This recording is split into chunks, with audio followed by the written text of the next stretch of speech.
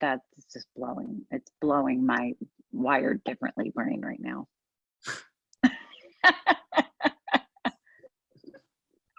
I don't even know what to say.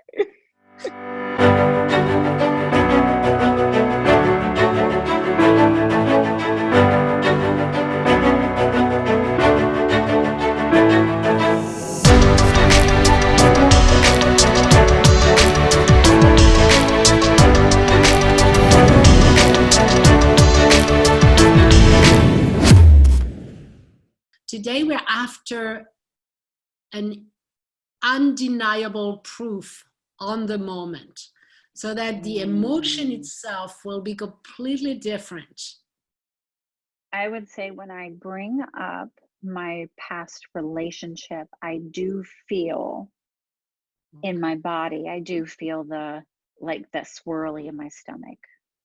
I feel Yes. that like an icky feeling. I think it's more tangible, it's more palpable. It's yes. Yeah. Great. From 0 to 10, how much would it be? 10 being the worst. I would call it a 6. A 7. A 6. Oh, a 6. Okay. I would call it a 6. Like if I just sit and think about it. Yeah. And 6 sounds good.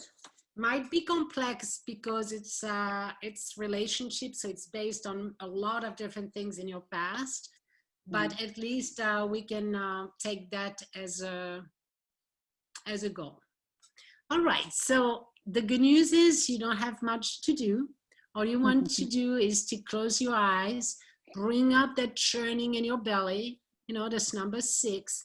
And at the same time, you're mindful. There's mindfulness. So you will be aware of the thoughts that come to you, the breathing pattern that might change, all of that. Okay? Great. So Jill, we're going to begin. You're getting into this feeling, connecting with breaking up with your boyfriend. Is there a specific event that keeps coming up over and over? Is it a phone call? Is it the last? Yes. So let's take that event. And perhaps it's higher than 6. Yes. So is it a phone call? All right, great. So let's take that. All right, very good. Now we are at an 8, 9, 10, something like that. Yes. An 8. Yeah. 8. Okay, at an 8. All right. So superconscious, do you see this event? I want you to treat it and do a massive to it.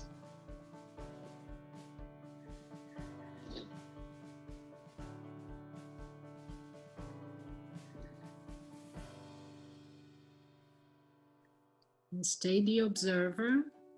So you're not plunging into the event, you're just observing your body, what's happening in your heart, in your mind.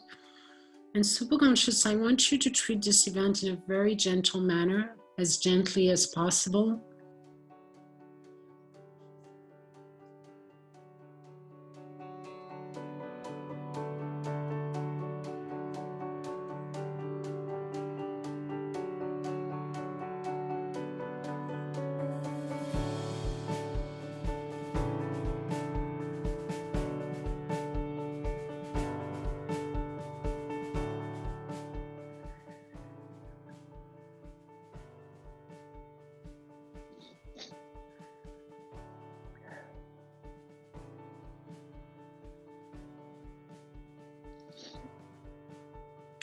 I want you to treat all the parts that are involved in this event, that were created or were created before, all the parts that want treatment. I want you to treat all of them in the most gentle way.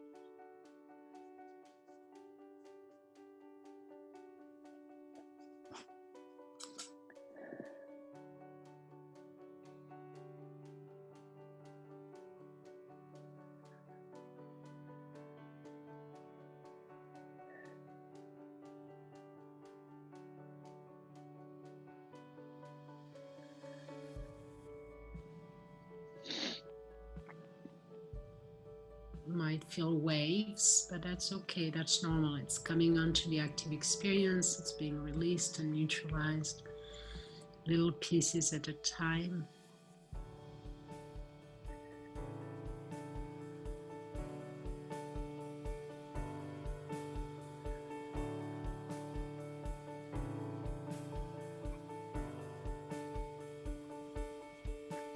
And you can talk anytime. You can give me a feedback.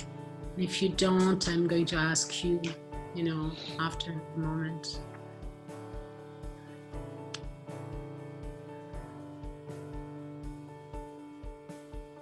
I just feel like it's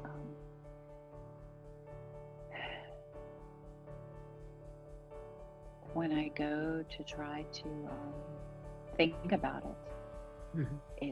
there's no emotion attached to it.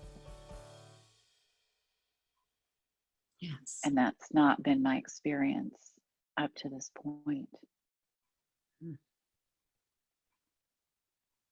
Yeah, like as much as I would like to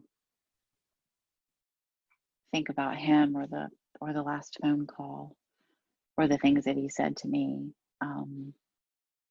I can say those things out loud. I can say that right now, but I don't feel that tightness in my throat and that heaviness in my chest and the swirling in my stomach that ultimately brings up tears. I'm just not feeling it. I'm just not feeling it.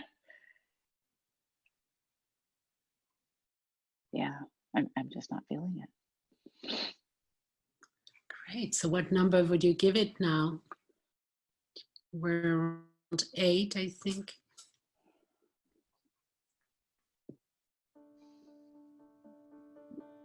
Oh, 0. I mean, there's no.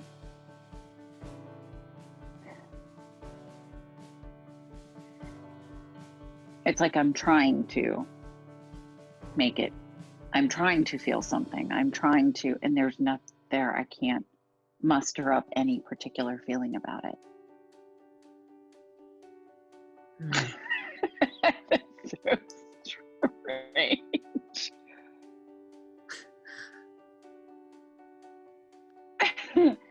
Colette, I'm not telling you anything you haven't seen happen before, but this is the strangest thing. Yeah, I don't have any. I'm not feeling any particular feeling about it right now. Yes. All right. You just rewired your brain. I did. Your entire nervous system would not be reacting the same way if there was, for your body to react like it used to react. They used to have certain brain functions, certain neurons connected to the amygdala, connected to certain areas of your brain. And for not having that connection, obviously, you don't feel anything anymore. You can think about it freely. You understand that? Like I feel like there's a little bit of like residue in my tummy, where I was feeling the swirly, but ultimately it was that feeling in my stomach that was kind of moving up my body and creating the tears and the emotional response. So I could feel a little bit in my stomach, but cognitively, I'm just not feeling any particular way about him or about the situation.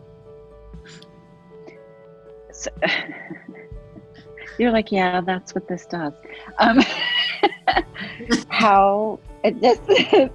So I guess I'm wondering, when our session is over and I get off the phone, and so I'm in Florida right now, and then I'm going to fly home to North Carolina where where he lives as well, and where when I walk in my house I think of times when he was there with me, and I see stuff that's that reminds me of how does this work, I guess, accumulatively or over time. It just. So the goal of this session was this phone call to neutralize it and neutralize everything we could around it. When you go back, it's possible that we did not include a trigger. It's possible. So that's okay. It's just one command away. No problem. No, which makes perfect sense. Yeah. So normally, because we just took a few minutes right here, literally.